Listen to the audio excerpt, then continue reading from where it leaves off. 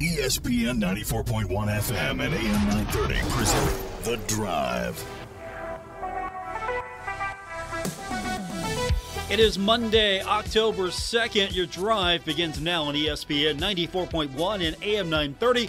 I'm your host, Paul Swann. We're going to get your text in this hour at 304-396-TALK, 304-396-8255. We've got a few things to unpack from Marshall's homecoming victory over Old Dominion. We'll hear from Coach Huff in just a few minutes. Looking ahead now to NC State, the Thundering Herd on the road.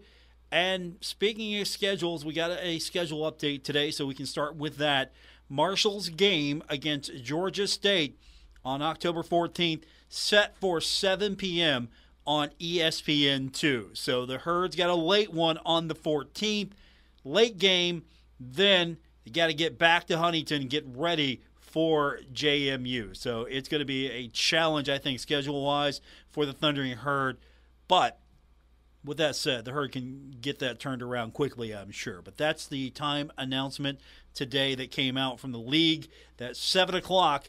Marshall, Georgia State, going to be on ESPN2. But we've got Marshall and NC State to get ready for first, so we'll do that. And we'll unpack a few things from the game on Saturday. Let's get it out of our system now. Cam Fancher won the game for the Thundering Herd, but I have had to discuss Cam Fancher to so many different people, and a lot of times it's Fancher's he's almost cost us the game. I see a quarterback who hustled and fought hard and won the game, so I might have watched a different game. And, yeah, I don't know if I'm going to put all of the blame on Cam Fancher for some of the mishaps on Saturday, but the kid battled, and he's 10-1 now. So count me as a Cam Fancher apologist if you want. I don't care. I thought that kid played hard, won the game. From the text line, Fancher's hustle after the turnover was the play. Most fans are so picky. Don't see the 21-3 comeback as how great that is. Only bad play I thought really was the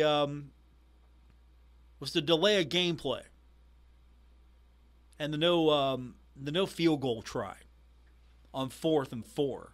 The no field goal. I think in hindsight we're okay with it.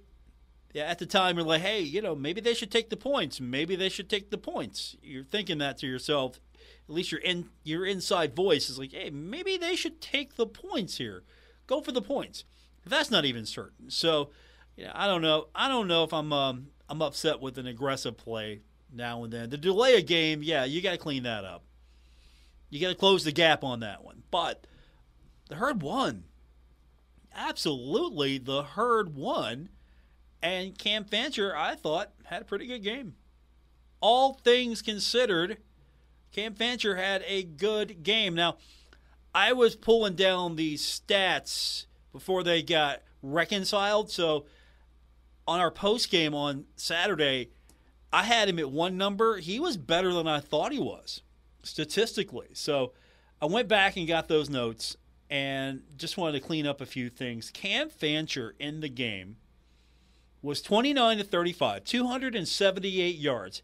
Had 2 touchdowns, had the interceptions there. And, of course, I know we got to credit him with the fumbles, or a couple of them, but I don't know if those are all on him. And then rushing, he had 15 rushes for 110 yards. He lost 8, so he walks away with a net of 102. So 15 for 102. That's pretty good. And so he had 380 all-purpose yards. 380 all-purpose yards. How is that terrible?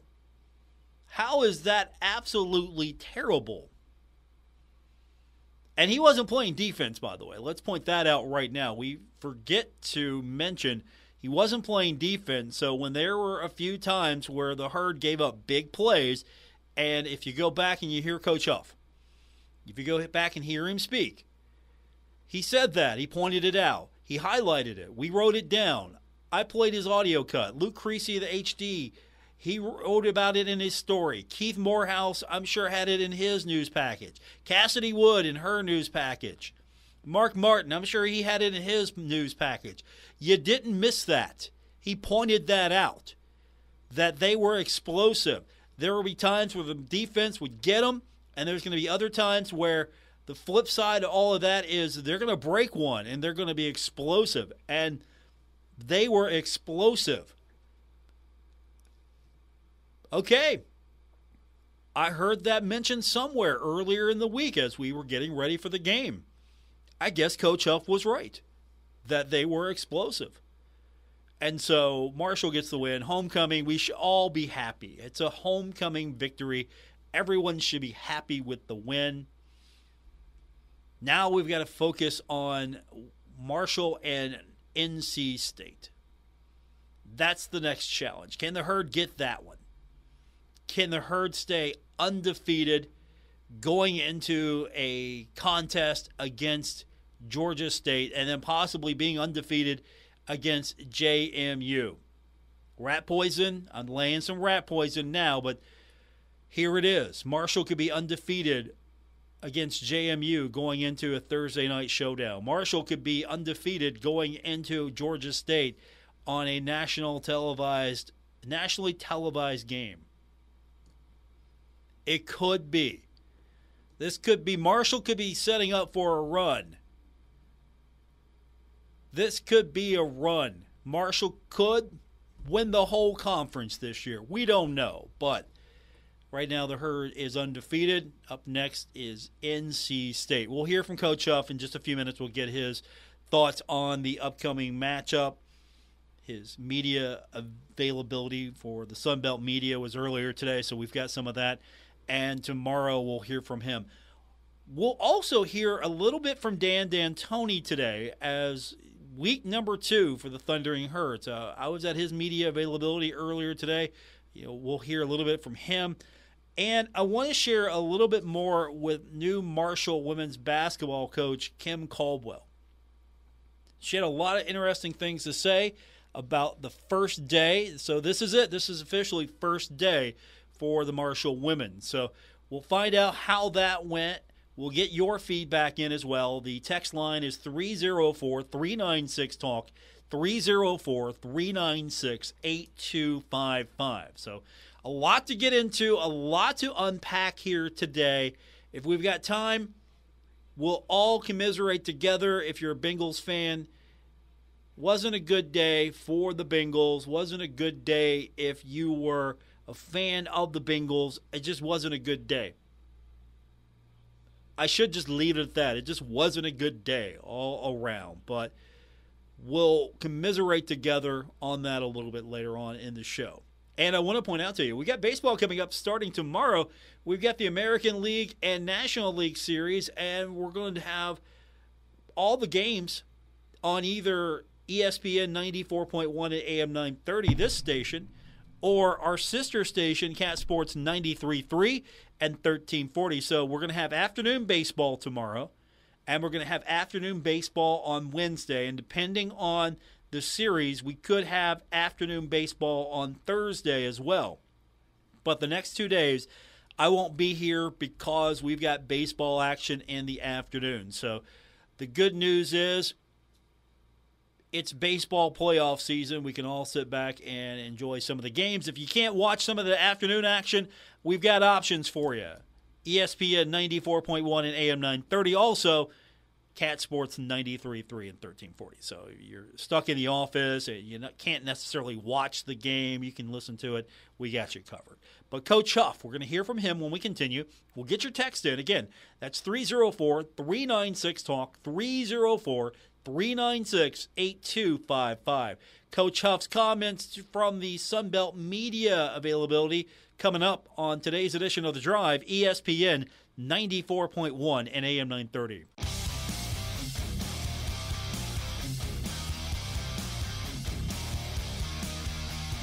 This is The Drive with Paul Swann on ESPN 94.1 FM and AM 930. Text line is 304-396-TALK, 304-396-8255. Welcome back to our Monday edition here on ESPN 94.1 and AM 930. So the Thundering Herd coming off a 41-35 victory against Old Dominion. Important for many reasons. One, it's a conference win. I might need to rephrase that because Coach Huff would go, one, it's a win. Then two, it's a conference win, which I think is really important. Three, homecoming victory, right? Everybody goes home happy, or at least you thought everyone went home happy.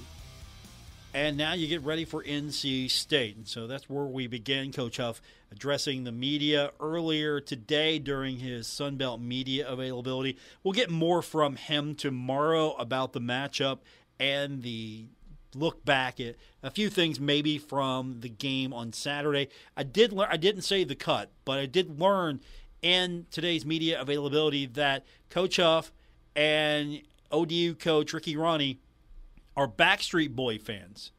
They're big on the Backstreet Boys. So maybe we're going to hear that a little bit more, Jones C. Edwards Stadium, here in a few weeks. I don't know. Maybe we could get maybe a Backstreet Boys song as the sing-along. I don't know. But that was an interesting tidbit. Also, here's an interesting tidbit from the game itself. There's a quarterback change. I don't know if you knew this, but there's a quarterback change for NC State. So, Brennan Armstrong, he's been benched. Of course, Louisville beat NC State. NC State is down. They're not having the best year. And so they're bringing in MJ Morris as the quarterback. We'll learn more about him as the week progresses. But that was brought up today. And Coach Huff quickly pointing out that unless NC State just doesn't show up at all, that's not going to impact the way they prepare as a team for NC State. Now, unless they don't show up for the game, I don't think it's going to make very much difference for us. They got a really good team. Obviously, both quarterbacks have played. Both quarterbacks have experience. Again, I'm a big believer the quarterback gets way too much praise, way too much criticism. When they do well, everyone pats them on the back. When they don't do well, everyone blames them. But it has a lot to do with the people around them. The O-line's got to play really well, which they have a phenomenal O-line. Receivers got to play really well. Running backs got to play really well. Don't get me wrong, there's a lot of control that the quarterback has. But when you look at a team like NC State, there's so many good pieces around the quarterback. I think whoever they put back there has the opportunity to have success if everyone plays good around them and we don't do what we need to do on the other side. And speaking of the O-line, Coach Huff was asked a little bit more about, what's he see from NC State, what stands out to him, the typical question. And Coach said that the O-line is big. Yeah, I think their O-line is really good. They're big, they're physical, they move people. Did I say they're big? And I think, again, whenever you got guys up front, you can really manage what you do on offense, whatever plays you want to call, whatever play actions, whatever passes. You can use that to kind of fit your personnel skill set wise. When your O-line is good, it kind of takes pressure off of the other positions. And that's one of the positions that when you watch them play, those guys are really good, really big, really stout. They move people. They're physical. They're athletic. They do a really good job in their blocking schemes. You don't see a lot of bust. So that's going to be a challenge for us. One of our strengths on our team is our defensive line. So kind of going up against their O-line is going to give us a true test. Coach Huff addressing the NC State offensive line. He said they were big. Did you hear him? He said that a few times. He even made sure that they're big. We got it. Big line, big challenge for the Thundering Herd. Now, one of the questions that was asked of Coach Huff today, and you're going to get this a lot, and if Marshall gets the victory over NC State, you're probably going to get this a lot more, is that Coach Huff, over the last couple of seasons, has had pretty good record. Marshall's been competitive against Autonomy 5, Power 5, whatever you want to call them. But Notre Dame got the win. Virginia Tech got the win. NC State, can you get the win? Well, the question was more along the lines of, Marshall having that success. And Coach Huff talked about the fact that the gap is closing, and the reason why between the group of 5 schools, the Power 5 schools, that gap, it's closing. The lines seem to be blurred a little bit more, and it's not necessarily about the TV money. That has a big thing to do with how some of these schools are successful. That really plays into this. But we're seeing the transfer portal sort of level the playing field a little bit more, and Coach Huff addressed that question. I mean, I think typically we get them earlier in the year, so scheduling's a little bit easier. Managing the injuries and bangs and bruises that you have to manage, getting them a little later in this part of the year is a little different. I think, again, where the transfer portal is, it's kind of nullified the G5, Power 5, gap. Typically you've got, I don't know, a handful of 10 guys on your team that are, Power 5 players that for whatever reason are with you. So I think it's kind of all encompassing. I don't think of us as the Power 5 team beaters, or we're just trying to play the best we can every week, and trying to figure out what we need to do to prepare really well, play really hard on Saturday afternoons, and execute. We've been in a position where we've been able to kind of play well in some big environments. I think that's a tribute to where the transfer portal is now. It's difficult for me to say, okay, well, we're playing at such and such school, and there's 12 kids in my room that played them last year. So it's a little bit easier now to kind of to bridge the gap, but ultimately it comes down to being able to make plays in the game. That's Coach Huff addressing the gap that's closing between Power 5 and the Group of 5. And one more question that was asked of Coach today during his presser, his immediate availability, a interception for touchdown for Elijah Alston that helped secure that 41-35 win over Old Dominion. Coach talked a little bit more about how it was a big day for him.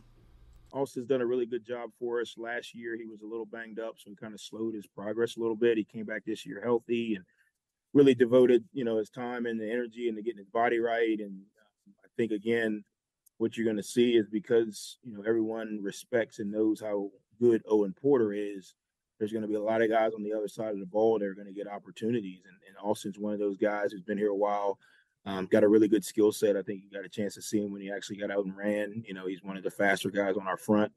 But again, it's amazing. Everyone gets excited.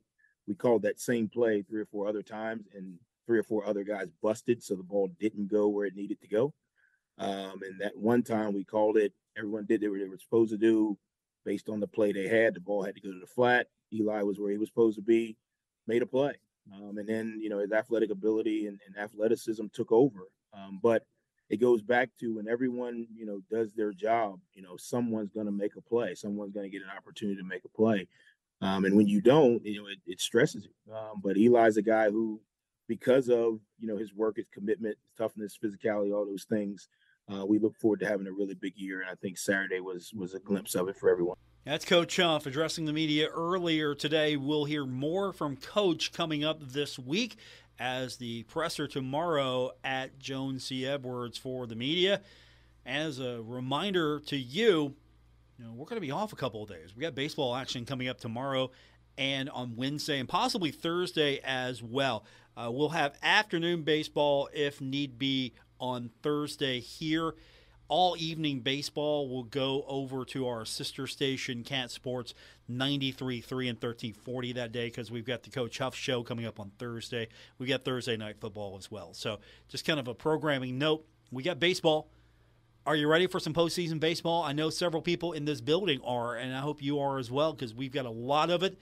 And your home for the World Series is ESPN 94.1 and AM 930. When we continue, we'll get your text in, 304-396-TALK, 304-396-8255.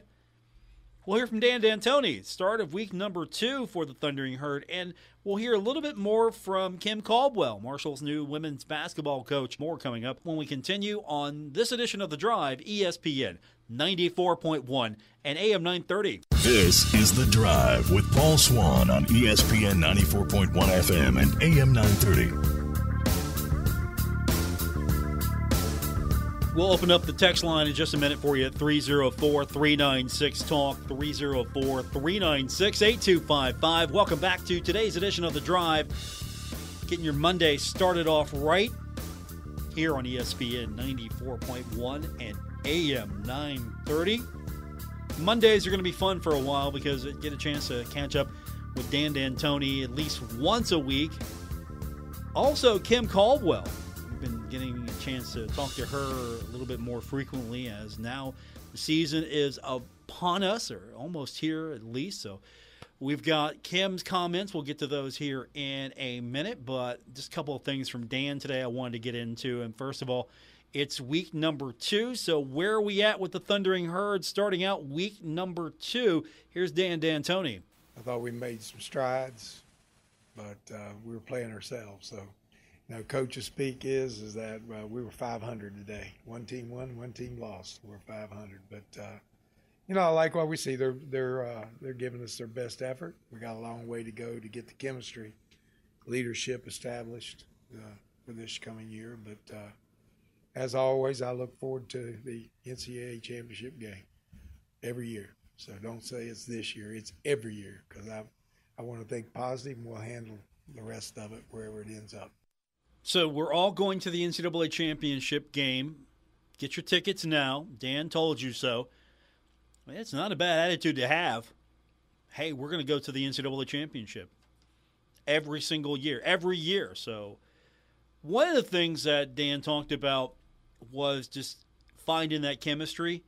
So I was curious, what's that process like? Is it more Dan's got to be sort of putting a puzzle together, or are the players, are they the ones that are kind of putting the pieces together and feeling it out and finding where that rhythm is? Dan said it's a little bit of both. Well, a little bit of both. I've got my part to play, but the biggest part, and I've always said this in every win, that is the players. This is a player's game. The coach can mess them up, but the players have got to play it. And if they don't play it, no matter what the coach does, you don't have a chance. But I think mostly it's just time. They just got to practice together and play together for a period of time where they get enough reps together. They start understanding where it goes and what the ball's got to do. And I think we'll grow a lot more this season than in the past because we've kind of got all new leadership and a lot of new parts. So this team will grow faster than the ones in the past. So I'm looking forward to it. It should be a fun, exciting year. That's Dan D'Antoni. We'll hear more from him in the latter part of the week. Now, I talked to Kim Caldwell today as well, Marshall's new women's basketball coach. It's Christmas Day for her. It has to be because it's day one. It's practice, day one. Getting this thing underway. It's official. Here we go. Kim came out to the presser earlier today, and she talked about how this was a good day for her Thundering Herd. We had a really good day today. We worked hard. We went for about 2 hours and 10 minutes. I think it was one of our better practices. They were excited to finally have the first official day come. And so we had talked a little bit about what we wanted to look like, and we wanted to make sure that we had the best first day of practice of anyone in our league. I don't know if we did that, but we had our best day. So that was a step forward for our program. So what does, I asked, a first best day look like? We go up and down a lot. We cross half court a lot. Anyone that was in there can tell you that. We had a lot of bodies on the floor, which meant we were playing hard. We try to be first to the floor. We try to get after it, to be scrappy, to compete. We talked about being good teammates, and I think we were for the most part today. So giving extra high fives, picking people up after they make a mistake, talking a little bit more on both sides of the ball. But just a high energy, high intense practice is what it looked like.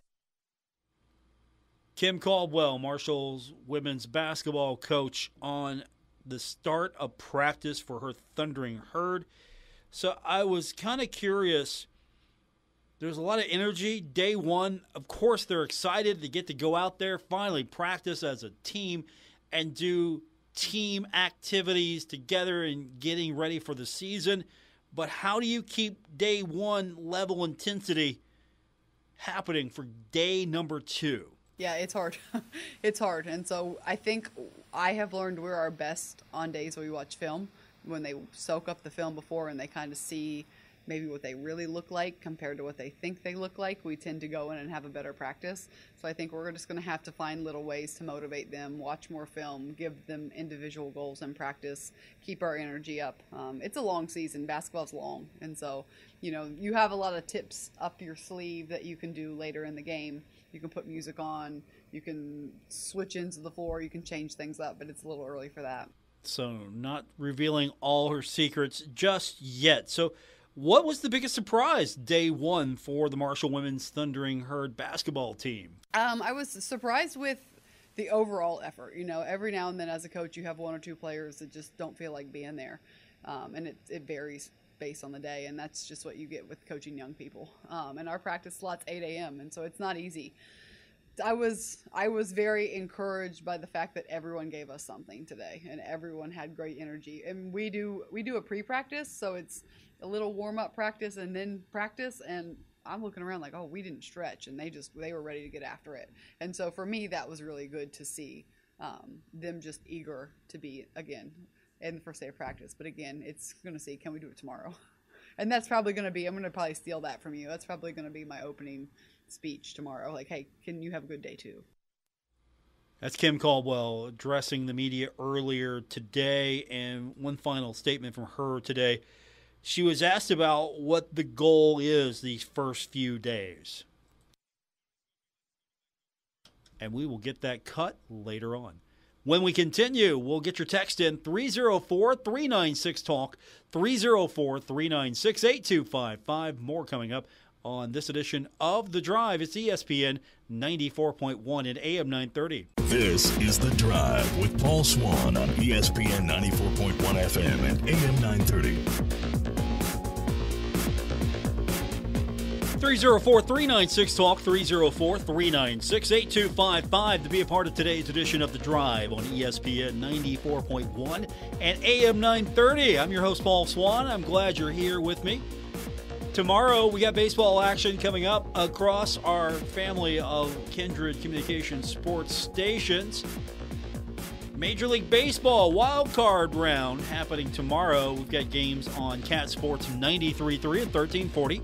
That's our sister station in Ashland. And, of course, games right here on ESPN 94.1 and AM 930. So I won't be back with you until possibly Thursday. We'll see how the schedule goes. And if not, definitely Friday. And then on Saturday, I'll be with you on the road, not in NC State, but I'll be at Giovanni's 20th Street for West Virginia and Appalachian Laborers District Council College Football Today, presented by Lyota, your workforce solution, WVLDC.org. So I'll be there along with our game day crew. We'll be getting you set for the game between Marshall and NC State. So as we get your text in, and again, the text line is always open during the show. It's 304-396-TALK, 304-396-8255. We were talking about first day of practice for new Marshall women's basketball coach Kim Caldwell, and she talked about earlier in the day about what she's expecting, what she wants to get out of these first few days. Yeah, I think we really need to work on our team chemistry. We need to define our roles, and we're going to sit down and have a team meeting this week on whose role is what. Well, we need our leaders to continue to emerge. We need to sharpen up on both sides of the ball. I mean, I'm a coach. I could ramble on and on. We have a lot of things we need to fix, but I think a lot of the times when we talked about this as a team today, we stand in our own way. And so we just need our team chemistry to click a little bit better, and we need to do a better job of responding to failure or responding to uncomfort and just kind of playing through things. That is Kim Caldwell, Marshall's women's basketball coach. Getting set for the season. Practice began today for her squad. Text line at 304-396-TALK, 304-396-8255. Texter writes in and says, I'm a Cam Fancher fan, and to those critics out there, even Joe Montana threw some interceptions. Tom Brady lost some fumbles, and Peyton Manning occasionally muffed a handoff. Please lighten up on the young man. Thank you, Cam Fancher, for choosing Marshall. Go Herd. Little Fancher love out there today. We had a lot of herd-on-herd violence on Saturday.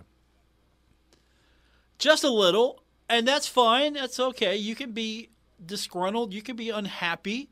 You can point things out. I'm good with that, but I think Fancher got a little bit more heat than he should have. Honestly, I think he's doing fine. I don't know if anything is going to change over the course of the season. I don't think we're going to see Cole Pennington rise from the ranks and take the job. I could be wrong, but I think Fancher gives you the best opportunity right now to win, and until that's not the case, he's going to be the quarterback. He's going to be the best opportunity to win until either someone steps up to outperform him and give the coaches reason to change, or I hope it doesn't happen, an injury. That'll probably be the only other reason why we would see a major change at quarterback. I mean, it's not like NC State here, just completely benching their quarterback in favor of a new QB for the Marshall game. Probably taking Marshall quite seriously, as Marshall's already beaten Virginia Tech earlier this year. The Herd comes into the contest against NC State on Saturday 4-0, looking to make it 5-0 as there is a nationally televised game, conference play coming up on October 14th, which is set for 7 o'clock on ESPN2. So here it is, 7 o'clock, the Herd on ESPN2, October 14th. We're not talking ESPN News. We're not talking ESPNU. We're not talking ESPN Plus here. We're talking ESPN2. The Deuce, as they used to call it. So that's a pretty big elevation here. The Sun Belt is getting a lot of attention, and the reason why is the Sun Belt is consistent. That's one thing you can say about this league. This league is consistent. It's not a situation where, occasionally the Sun Belt will do a few things, but not only did the Marshall matchup at Georgia State get elevated to ESPN2, Georgia Southern at James Madison, that got elevated to ESPN2 as well. That's going to be a noon contest, and Marshall's matchup at Georgia State is going to be a 7 p.m. contest. So both games getting elevated. Sun Belt Saturday on ESPN2.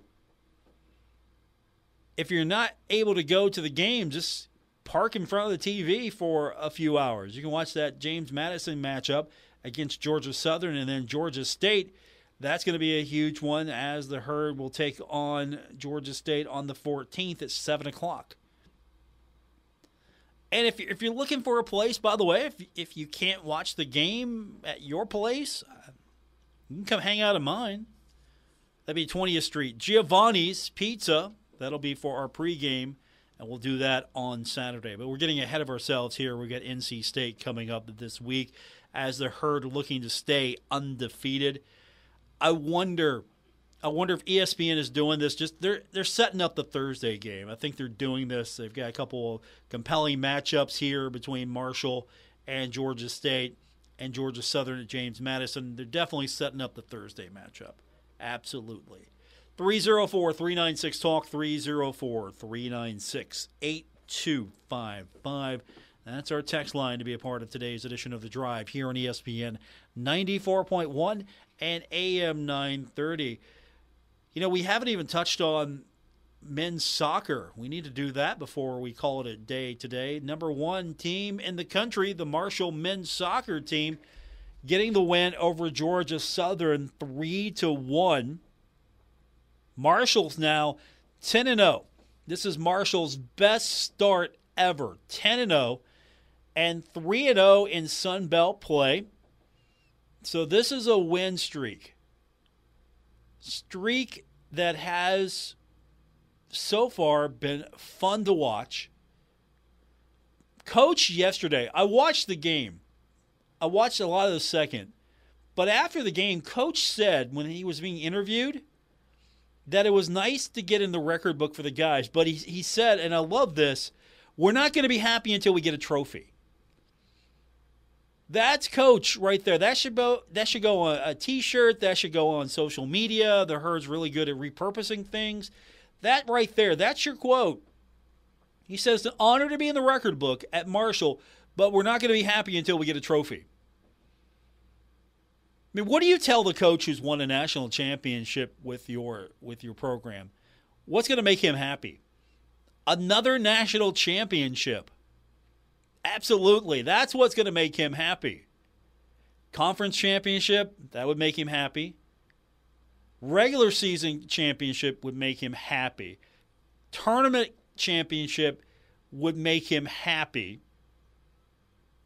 National championship would make him really happy. I mean, that's what he's looking for. He likes trophies.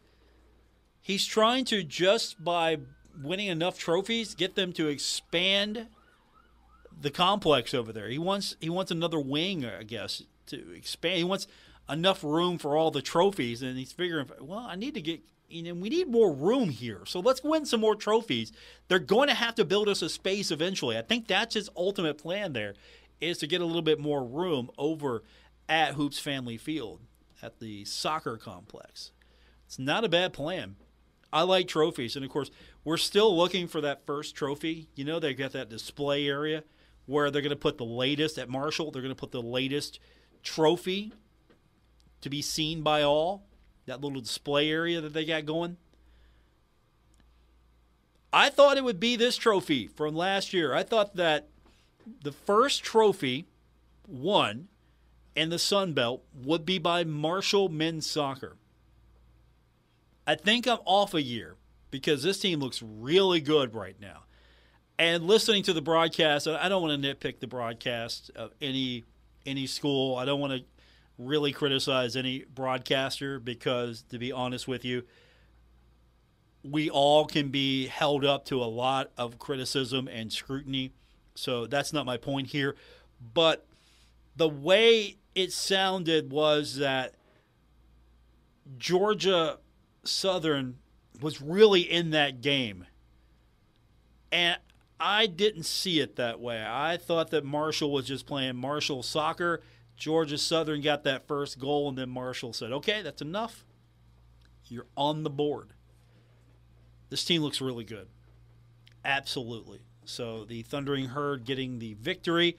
Now, Georgia State, that's going to be on Saturday, 7:15 is going to be first kick over at Hoops Family Field. And then, of course, a big week coming up for the Thundering Herd after that. You know, we get that WVU matchup coming up soon.